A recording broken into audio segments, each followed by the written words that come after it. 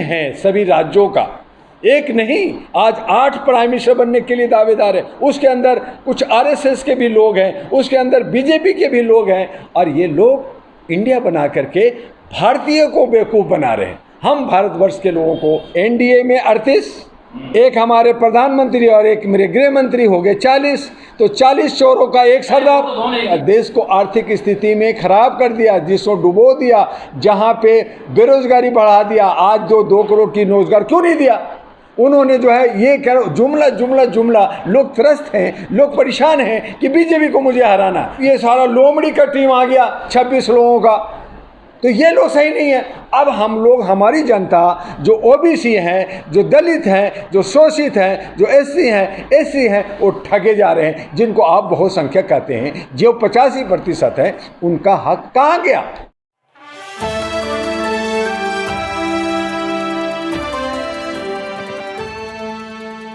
Cloud news.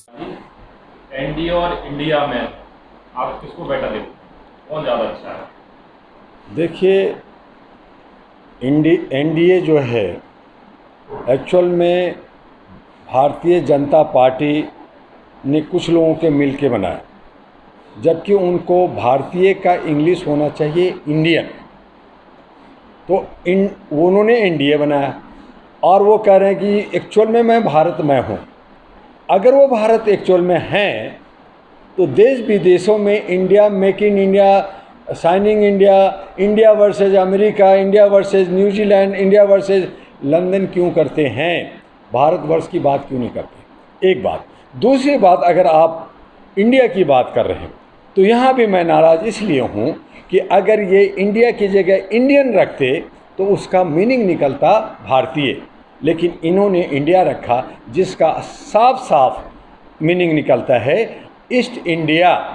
तो east India ने जिस तरह से व्यापार किया, लूटा, और जो इनका 70 साल का जो इतिहास है, इन्होंने देश को नहीं लूटा था क्या? इन्होंने खूब लूटा। और ये जो गैंग है सभी राज्यों का, एक नहीं, आज 8 प्राइम मिनिस्टर बनने के लिए दावेदार है। उसके अंदर कुछ आरएसएस के भी लोग हैं, उसके अंदर बीजेपी के भी लोग हैं, और ये लोग इंडिया बना करके भारतीय को बेवकूफ़ बना रहे हैं। हम भारतवर्ष के लोगों को, जो हम भारत का जय भारत की हम जो नारा लगाते हैं, वो हमारी एक तरह से बेइज्जती हो रही है। ठीक है, India versus Bharat versus India हमारे संविधान में है, लेकिन हम उसी की मांग कर रहे हैं कि हमारे संविधान से इंडिया हटाया जाए, क्योंकि हम आज़ादी की सांस ले सकें, जो आज़ादी की सांस नहीं ले रहे। और ये उसी को बार बार हमें गुलामी की एहसास दिलाना चाहते हैं। कौन गुलामी एहसास दिला रहा है? कौन सांस लेने रुक रहा है आपको? गुलामी की एहसास ये सारे जो लीडर्स हैं, जो गैंगस्टर हैं, एक जो एनडीए में 38, एक हमारे प्रधानमंत्री और एक मेरे गृह मंत्री हो गए 40, तो 40 चोरों का एक सरदार। तो दोनों एक ही पार्टी से हैं, अलग अलग कहाँ से हुए? 40 चोरों का एक हाथ और ले लेंगे तो 40 चोरों का एक सरदार। चलिए, एक सरदार है, अच्छी बात है, कम से कम एक सरदार है, लेकिन यहाँ तो 8-20 का सरदार। अभी देश को जो लूट लिया, देश को जो बर्बाद कर दिया, देश को आर्थिक स्थिति में खराब कर दिया, जिसको डुबो दिया, जहाँ पे बेरोजगारी बढ़ा दिया। आज जो 2 करोड़ की रोजगार क्यों नहीं दिया उन्होंने? जो है ये कह जुमला जुमला जुमला, लोग त्रस्त हैं, लोग परेशान हैं कि बीजेपी को मुझे हराना। मैं भी जनवरी से इस पे बात काम कर रहा हूँ, लेकिन मेरा कि जब ये एक हम त्रस्त हैं कि मुझे एक बीजेपी को हराना, अब ये सारा लोमड़ी का टीम आ गया 26 लोगों का, तो ये लोग सही नहीं है। अब हम लोग, हमारी जनता जो ओबीसी हैं, जो दलित हैं, जो शोषित हैं, जो एससी हैं, वो ठगे जा रहे हैं, जिनको आप बहुसंख्यक कहते हैं, जो 85% है, उनका हक कहाँ गया? यानी कि सबको मिला करके, लड़ा कर करके, और लोगों को बेवकूफ़ बना कर करके, आप वोट ले कर करके, आप सिर्फ 15% ये 10% जो है वो शासन करते रहेंगे, जैसे पहले कर रहे थे, अभी भी करेंगे। तो इसलिए इंडिया भी नहीं होना चाहिए। अब एक और टीम बन रही है, वो भारत बना रहे, कोई और बना रहे हैं। मैंने भी एक राष्ट्रीय महागठबंधन एनडीए मैंने बनाया और मैंने कहा कि उसके अंदर विशुद्ध लोग जो मानवता की बात करेंगे, जो इंसानियत की बात करेंगे, जो ह्यूमैनिटी की बात करेंगे, जो बिना जात पात की बात करेंगे, जो आगे बढ़ेंगे, हम उनको साथ लेके चलेंगे और उसमें युवा और महिलाओं को बराबर साथ देंगे। लेकिन नहीं हो रहा, क्यों? क्योंकि यहाँ पे दलगत राजनीतिक, सामाजिक राजनीतिक और हमारा जो धार्मिक राजनीतिक है वो हमें कहीं ना कहीं हमें तोड़ रहा है या हमें जो है विमुख कर रहा है। और इसमें साजिश करने वाले लोग हैं, जो लोग जो है नहीं चाहते कि देश में अमन शांति हो, वही लोग केन प्रकार तरीके से धन का लालच दे करके जो हमारे जो छोटे तबके के लोग हैं, जिनके पास आर्थिक स्थिति कमज़ोर है, उसको खरीद फरोख्त कर करके तोड़ा जा रहा है। ओबीसी को तोड़ा जा रहा है, हमारे एससी को तोड़ा जा रहा है, हमारे जो है आदिवासियों को भी खंड विखंडित किया जा रहा है, हमारे जो मुसलमान कम्युनिटी हैं उनको भी पाशमंदा और बाकी टीमों में बांटा जा रहा है। तो ये सब क्या हो रहा है? ये सब सिर्फ सत्ता और कुर्सी की खेल है। सर 1947 के बाद जब से भारत आज़ाद हुआ है, 1947 से लेकर 2013 तक, 2013 से लेकर अब तक क्या डिफरेंस है उस सत्र में जब बीजेपी थी, जब कांग्रेस थी, और अब जो देश के हालात हैं उसको किस तरह से आप देखते हैं? देखिए, 1947 में आज़ादी का सांस लिया था, इसलिए कुछ सालों तक तो इसलिए कि भाई बहुत कुछ संभालना था, बहुत कुछ देखना था, सिक्योरिटी का मामला था। उस वक्त नेहरू जी को सर्व प्राइम मिनिस्टर मान के चला जा रहा था। लेकिन जब जैसे जैसे धीरे धीरे बढ़ता गया, जनता में जनाक्रोश आया, तो इंदिरा गांधी आई। इंदिरा गांधी के वक्त में हम लोगों ने बहुत उम्मीद की थी, मैं छोटा था, कि इंदिरा गांधी एक सशक्त प्राइम मिनिस्टर हैं और उनका नाम हुआ देश विदेश में। लेकिन कहीं ना कहीं वो तानाशाही की तरफ गई, उन्होंने इमरजेंसी लगाया, जिसका नतीजा आया कि जनता दल आया। जनता दल जो आया वो भी बहुत सारी पार्टियां थी, बहुत सारे गठबंधन थे, और गठबंधन में उन्होंने सही तरीके से काम नहीं किया। नतीजा हुआ कि फिर कांग्रेस आया और फिर वही चेहरा दिखाया, वही ब्राह्मणवाद, वही ऊंच नीच की बात, वही जात की बात, वही भेदभाव और तोड़ने की राजनीति। तो जनता त्रस्त हो गई और फिर हमारा जो है बीजेपी आया। तो हमने कहा कि जब हमारे अटल बिहारी वाजपेयी जैसे अच्छे योग्य व्यक्ति हमें मिला है, शायद काम होगा, और थोड़ा सा उम्मीद के साथ बढ़ा। लेकिन वहाँ भी कहीं ना कहीं हमें निराशा मिली। फिर कांग्रेस आया और 2013 की तक बात करें, लोगों ने सिर्फ देश को लूटने का काम किया। लोगों ने देश के उन्नति के लिए, विकास के लिए एक भी लीडर काम नहीं किया। और यही वजह है कि देश के अंदर एक भी जो है राजतंत्र 2013 तक,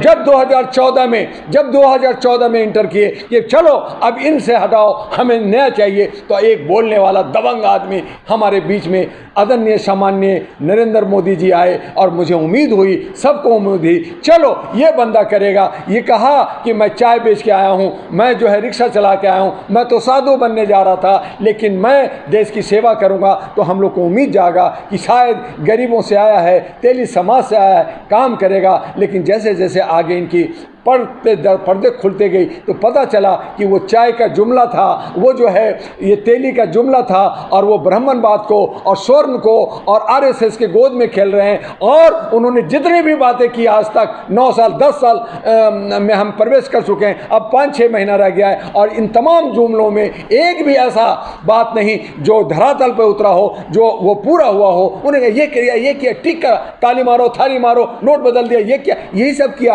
बाकी उन्होंने बताइए मुझे जर्नलिस्ट महोदय कि वो ये सॉलिड काम हुआ। आप बहुत जगह कहते हैं उन्हें 370 तो हटा दिया। तो 370 अगर हटाया तो जम्मू कश्मीर में वहाँ चुनाव क्यों नहीं हो रहा? वहाँ पे चीफ मिनिस्टर क्यों नहीं हुआ? वहाँ पे 3 गवर्नर क्यों नहीं हुआ? आप उसको लटका क्यों रखे? उसका जो है ड्राफ्ट तैयार क्यों नहीं किया? कानून जो लॉ मिनिस्ट्री होती है उसको सारा सेटअप क्यों नहीं किया? अब वहाँ पे राष्ट्रपति शासन, तो आपने उसको ढुलमुल करना चाहते हो कि ताकि इसमें लड़ते रहें, इशू बना के रखें, जैसे राम मंदिर का इशू बना के रखा। अब आपने जो है यूसीसी ले आए। यूसीसी में क्या है? ठीक है, लाइए, एक कानून बने, एक देश का एक राष्ट्रभाषा बने, हमारी एक यूनिफॉर्म हो, सब होना। लेकिन कब? जब 371 हमारा एक्ट है, जो 371 में A to E ABCD, जिसमें 13 करोड़ से ज़्यादा हमारे आदिवासी हैं, उनकी रहन सहन खान पान और 8 राज्यों में रहते हैं। क्या आप उसको पूरा कर दोगे?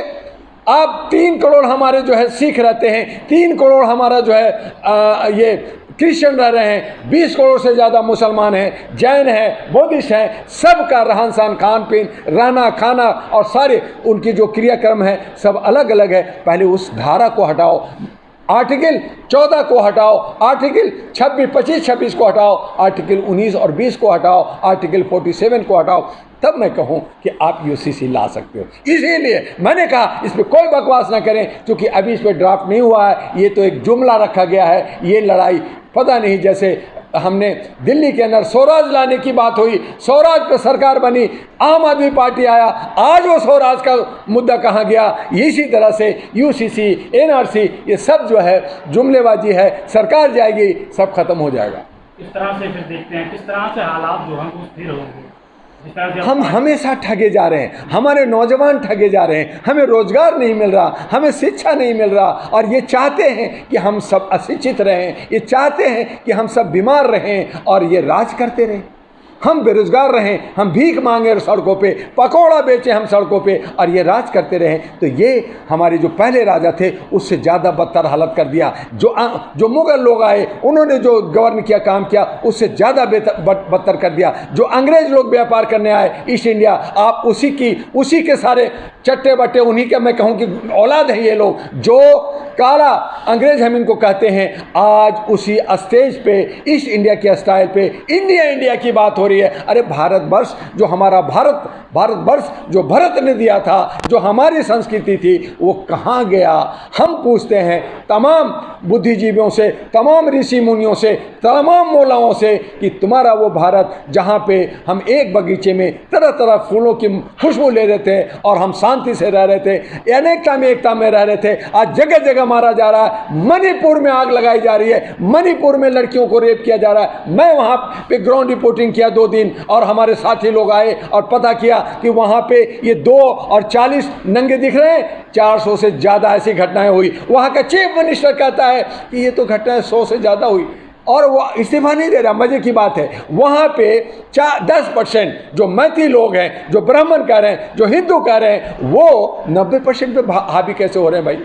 90% तो मार सकता था, क्योंकि चूंकि इनके पास हथियार है, इनके पास बारूद है, इनके सरकार सपोर्ट कर रही है। सरकार जानबूझ करके और प्रयोजित तरीके से जो नागा हैं और जो कुकीज हैं उनको बर्बाद करने के लिए, उनको तोड़ने के लिए ये सारा साजिश किया जा रहा है। आज न सिर्फ मणिपुर बल्कि नॉर्थ ईस्ट पूरा स्टेट, मेघालय, मिजोरम, नागालैंड, ये तमाम जो है डिस्टर्ब हो गया है। इसका जिम्मेदार कौन होगा?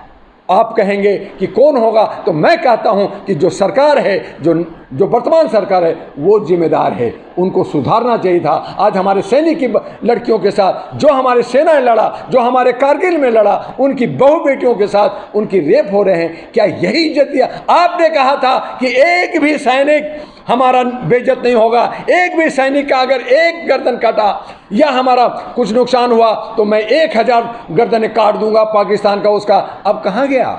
अब कहाँ गया? वो बोली, आपने सिर्फ जुमलाबाजी किया तो कि हमारे आप नौजवान नाराज हैं, किसान को आपने नाराज किया है, हमारे जो है पढ़े लिखे नौजवानों को आपने जो है गुमराह किया है, महिलाओं के अधिकारों को छीना है, नंगा कर दिया है, तो बचा क्या बचा? और उस आधार में कहते हैं कि एनडीए आएगा।